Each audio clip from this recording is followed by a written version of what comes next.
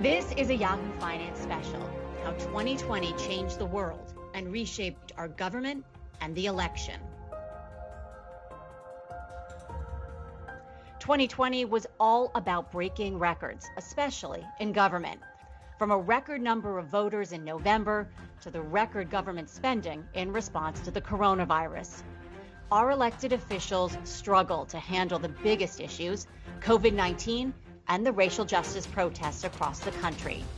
There were new battles in Washington, and some old ones flared up again, notably Congress versus Silicon Valley. But the biggest battle of them all came on Election Day, when the Trump era, at least in government, came to an end, and Joe Biden won the race to the White House. A transformative time transformed again. Join us now for this Yahoo Finance special, how 2020 changed the world and reshaped our government and the election.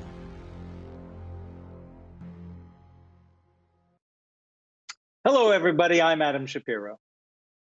And I'm Shauna Smith. Congress has been working on another round of coronavirus stimulus for months now. Jessica Smith, of course, has been tracking this story for us all year here at Yahoo Finance. And Jess, take us through how we got to where we are today. Yeah, Shauna, it feels like all year we have been waiting for the next round of stimulus, and really we have for more than 6 months. But at the beginning of this crisis, Congress did act relatively quickly. First, President Trump signed the coronavirus relief bill into law back in March. It had a price tag of about $8 billion. That bill put money towards PPE, hospitals, vaccine development, and international relief efforts. Then less than 2 weeks later, the next bill became law. It had money for testing, paid leave, food aid, and funding for states. And then came the big one, the CARES Act. At the end of March, Trump signed the roughly $2 trillion CARES Act. That had those $1,200 stimulus checks, the Paycheck Protection Program, state and local aid, enhanced unemployment benefits, and much, much more. And then finally, it didn't take too long for Congress to realize that still was not enough. Soon after, they passed a nearly $500 billion interim bill to replenish the Paycheck Protection Program, expand testing, and send more money to hospitals. And ever since, lawmakers have been debating the next step. The Democratic House passed 2 versions of their relief legislation, the HEROES Act. The Senate has not passed anything, and Senate Republicans have struggled to get on the same page. And now we're seeing a bipartisan group of senators try to come up with this $908 billion compromise bill. They're still working to finalize that today, but still it is not clear if the White House and congressional leaders will get on board. Shauna and Adam. All right. Thank you very much, Jessica. We want to bring in Oregon Senator Ron Wyden. He's not only been closely involved in the stimulus debate, he also wrote Section 230 of the Communications Decency Act, which we'll get to in just a moment. But Senator, thank you for joining us. We know you got to get to a vote, but let's get right to it. Where do we stand in these negotiations? The White House is now involved. What's up? It clearly has to be a bipartisan solution. And to me, what the group has that's put together the $908 billion package done is they put together a framework. And the reality is all big efforts bring people together. For example, when I wrote the original expanded unemployment package, the extra $600 per week, each week for 4 months, Jessica covered it extensively. I work with Steve Mnuchin. I had to give some things that the administration wanted, and he gave us a fresh approach with respect to unemployment that was desperately needed so that people could make rent and pay groceries. We've got to once again bring people together, and the Mitch McConnell playbook that he's using right now to attack the bipartisan effort isn't going to do it. What the Mitch McConnell playbook really is all about is he wants to get help to his supporters for these liability waivers, which frankly are going to put workers in some instances at risk of additional health problems. And then he wants to sabotage any kind of relief for workers. What we ought to be doing is working in a bipartisan way. That's what the group is trying to do here in the Congress now. That's what I worked out with Steve Mnuchin when we were in the finance room just a few doors down from here that you all covered.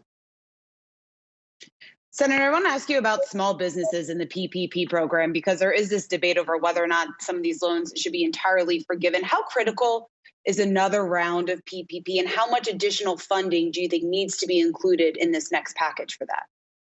I think it's absolutely urgent that there be additional help. For example, in my state, the restaurant sector has just been devastated. And the key is to get additional funds and to have additional flexibility. We have gone from the first days with respect to PPP that somehow gave Ruth Chris and big guys, the help, to finally getting some assistance for small business, but it's nowhere near enough. And particularly right now when they're losing out, for example, on foot traffic during the busy holiday season. For a lot of small businesses, this is the busiest time of the year. We're going to have to get them some additional help.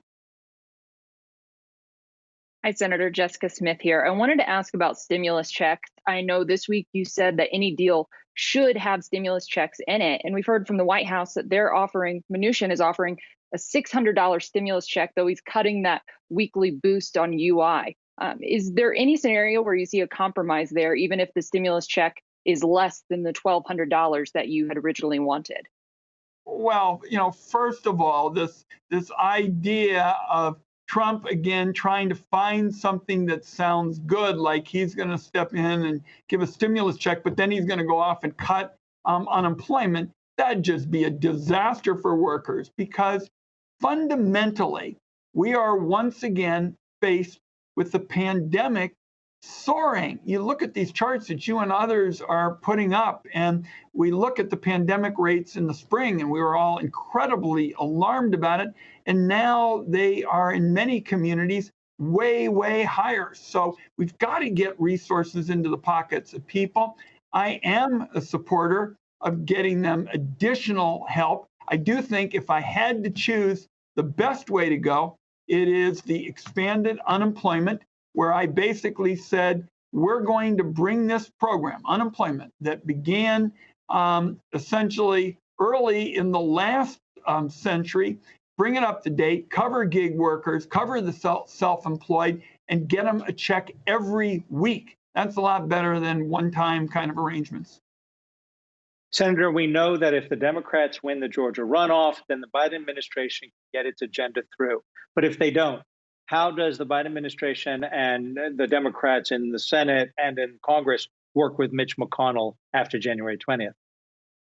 Well, first of all, Mitch McConnell has got to want to work in good faith. I'm particularly concerned that Mitch McConnell, bottom line, is looking at doing to Joe Biden what he did to Barack Obama. Shortly after Barack Obama was sworn in, Mitch McConnell basically said, what we're really interested in is making sure that Barack Obama doesn't get a second term.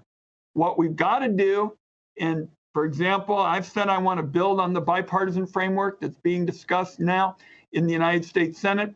Bipartisanship is what gave me that opportunity to really break brand new ground with respect to expanded, unemployment. And it was hugely important to the economy. It was several $100 billion that got out to workers who otherwise wouldn't be able to make rent, otherwise wouldn't be able to pay groceries. To have real success next year, we need to have the strong bipartisanship that we showed in expanding unemployment originally, that the group in the Senate is trying to do with respect to the economic package. And Mitch McConnell has got to make it clear that he's not going to do to Joe Biden early in his term what he did to Barack Obama. Senator, switching gears a bit, I know big tech has been a huge focus of 2020, and part of this is Section 230. You see President Trump threatening to veto the NDAA over Section 230. What do you make of the debate that we have seen over this past year, and what would you like to see happen going forward? I'm only looking at the clock because we got to vote on the floor of the Senate. Look, we know what Donald Trump is up to. He's mad about the law that I wrote with Congressman Chris Cox because he'd like to bully Twitter into, for example, printing his lies about vote by mail. The law that we wrote, again, a bipartisan law, has ended up being the single best law to encourage high-tech businesses to be innovative, to create more jobs, and it has also been the single best law for free speech. In fact, there was a book that was written called The 26 Words That Created the Internet. So to me, no law is perfect, by the way. There's none that I would say you can just walk out there and say we'll never be able to improve it. But to me, the keys for looking at any 230 proposal in a practical way are first to say it's not going to undermine free speech, because free speech is hugely important for small businesses and innovators. And second, it's not going to harm the ability to moderate content. We've got to get as much of this filth offline as we possibly can. And our law provides the opportunity to moderate a lot of that content that's so offensive. Senator Ron Wyden, we're going to let you go because we know you have to get to that vote on the floor. But thanks so much for taking the time to join us. We really appreciate it.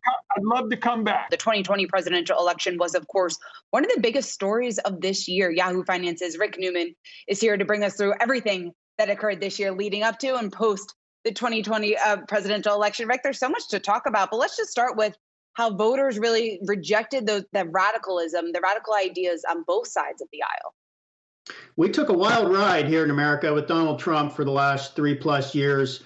And Trump, of course, came fairly close to getting another 4 years, but voters obviously said no. And, Joe Biden, if you go back to when we had all those Democrats running in the primaries, he was not necessarily the most compelling candidate. He's not a fiery speaker. He doesn't get people standing to their feet and cheering. But I think what voters basically said in the Democratic primaries is, we don't want the Bernie Sanders revolution. We don't want the Elizabeth Warren revolution.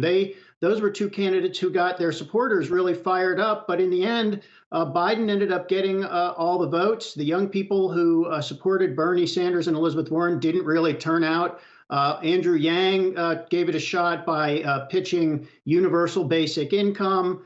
Sanders and Warren wanted everybody to endorse Medicare for all, which would eliminate private health care. The Green New Deal was another part of that. And voters said, no, thanks. So when you kind of get to the end of the process, voters rejected extreme progressivism on the left from Democrats. And they also rejected another 4 years of Trumpism under Donald Trump. So it's possible the next 4 years are going to be kind of boring, but we might be grateful for that.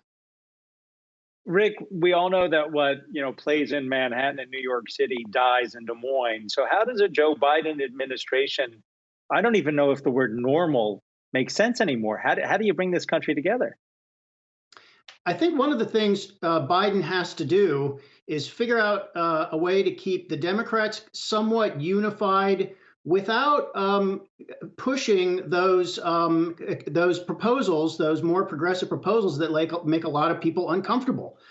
We know that even though it was pretty inaccurate, Donald Trump and Republicans were pretty effective when they called Joe Biden and other Democrats socialists. That is a word that actually works. It scares people. So Biden has to convince people, to put it simply, that he's not a socialist. And it actually is kind of ironic, but if Republicans do manage to control the Senate and they can put a check on Biden and what he's able to get done in Congress, that could actually work to Biden's advantage, because we're not going to pass any aggressive healthcare legislation or environmental legislation or anything like that. There are things Obama can do as president through executive action regulations, but not huge things. So by the time we come around to the 2022 midterms, some voters who might have worried that Biden's going to bring this wave of socialism are going to look around and say, well, it didn't really arrive. Maybe Biden's okay after all. Yeah, but going off that, I mean, President Trump and his team has really kind of painted the Biden administration that they're going to kill jobs, they're going to tank the stock market. But when you look at Biden's early choices for cabinet jobs and the other key posts that he has nominated people to so far, what do you think this tells us just about what we could expect for his policies towards businesses? I've been watching this very closely, and the early signals are Biden is fine with business people being in his administration. Some of the progressives in the Democratic Party, they sort of established this litmus test that, first of all, they would prefer that he appoints nobody who has any meaningful business experience at a senior level of a publicly held company or an investing firm. And Biden clearly is rejecting that. He's already nominated two people who have worked recently at the huge investing firm BlackRock. His defense secretary, who he just nominated, is a retired general, but at the moment he's also on the board of Raytheon. Another guy he's nominated to be his coronavirus czar, Jeff Zients, sat on the board of Facebook for a while. So Biden really, it just doesn't seem to care that some Democrats don't want to have any business influence in his administration. And it reminds me of a moment in one of those debates when Trump said, "You are for the Green New Deal." And Biden came right out and said, "I am not for the Green New Deal," which I thought was a significant thing for him to say then, because he was basically saying, I'll tell the whole country right now, I reject certain elements of the progressive agenda, including that, and I'm making my own plan. So we are actually seeing that in terms of the way he's setting up his administration so far. Welcome back to the Yahoo Finance special, How 2020 Changed the World. Kristin Myers joins us now because she's one of the co-anchors of A Time for Change. It's a weekly program here on Yahoo Finance that explores race and diversity in the world of business and politics. So, Kristin, take us back to the initial reaction to what all of us remember, the killing of George Floyd, which was back in May of this year. Yeah, it seems like it was a very, very long time ago, almost a different lifetime, Adam. But what we saw after that was the initial protests, the initial unrest, completely following the killing of George Floyd. But then what you saw was folks take a step back and say, okay, I've gone and I've protested. Now what? And what they did was they started looking at the corporations all around them, some of the companies, at which they do business or they purchase goods. And they started saying, hey, we actually need the private sector to get involved to essentially address these inequalities that we're seeing here inside of the country. And we saw a lot of those companies, follow suit. So I want to remind everyone just some of those pledges that we saw. Adidas said that 30% of their positions were going to be filled by Black and Hispanic candidates. Facebook, for example, pledged $100 million for Black communities and also pledged to double their amount of employees that they had within their corporation for Black and Hispanic candidates. And then on the banking side, we saw JP Morgan pledge, and this is the largest number that I've seen so far, pledge $30 billion to address the racial wealth gap inside of this country. So you saw a lot of companies decide to put their money where their mouth is, essentially, and say, hey, we're going to step up. We're going to do our part. However, there has been criticism lately that some of these companies are still not doing enough. We still don't know where this money has gone, if that money has actually reached its final destination.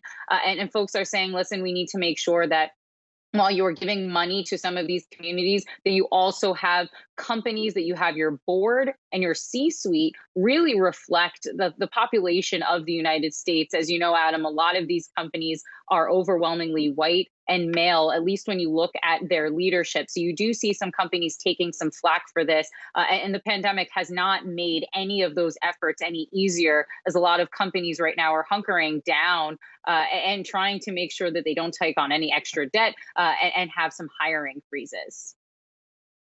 So, Kristin, that's corporate America. Then, of course, that begs the question of the role of the government in all this, because we saw that divisive rhetoric leading up to the 2020 election. That, of course, prompted an increase of protests ahead of the election results. But now that we're looking beyond that and into 2021, what do you think the role of the government is in this?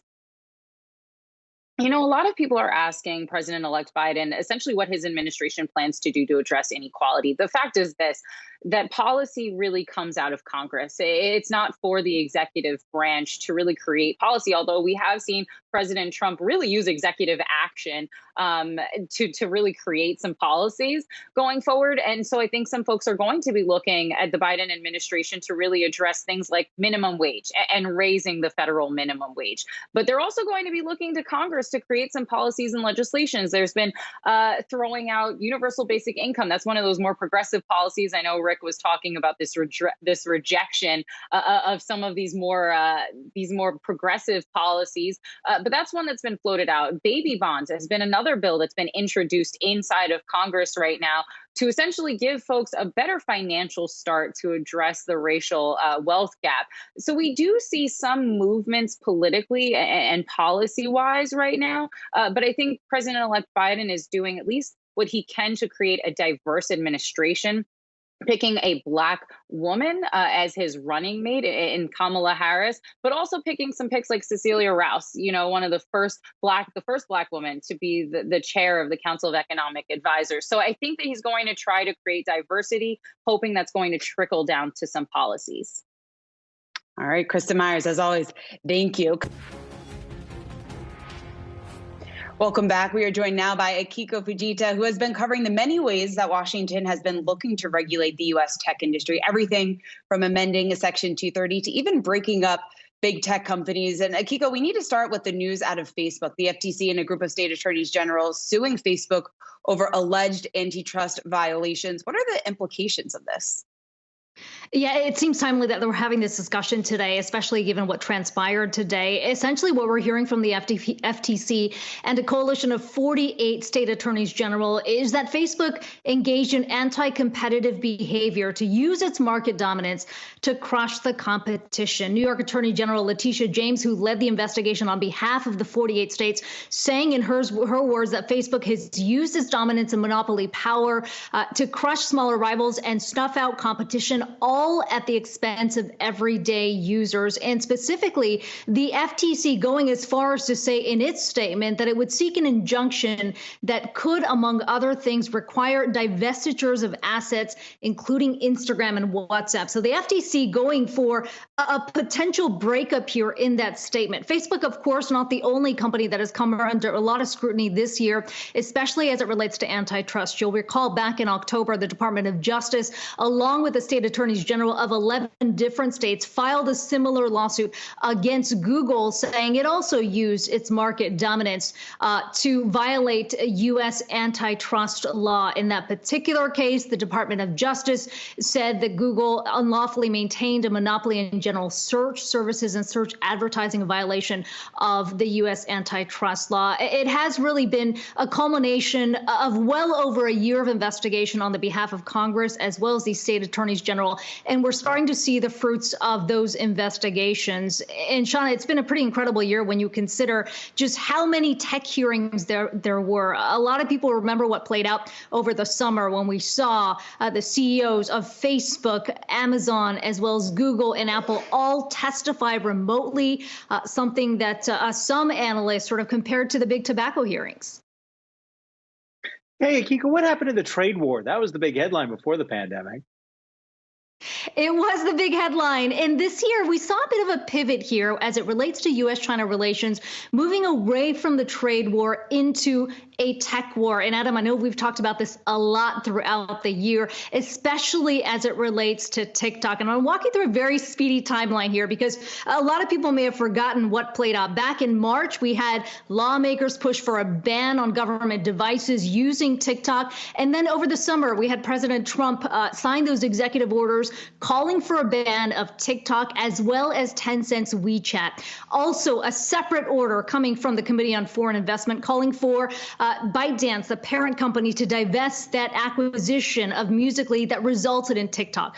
To this day, TikTok is not banned. And we just saw on Monday a judge over in Washington, D.C., the very latest to say the Commerce Department cannot move forward with this ban. So that remains in a holding pattern. Also, the potential spinoff of the U.S. operations where Oracle and Walmart were involved, that hasn't finalized yet. There's going to be a big question mark going into 2021 to see how aggressively a new president, Joe Biden, will move forward on this issue of tech from China and the concerns about national security.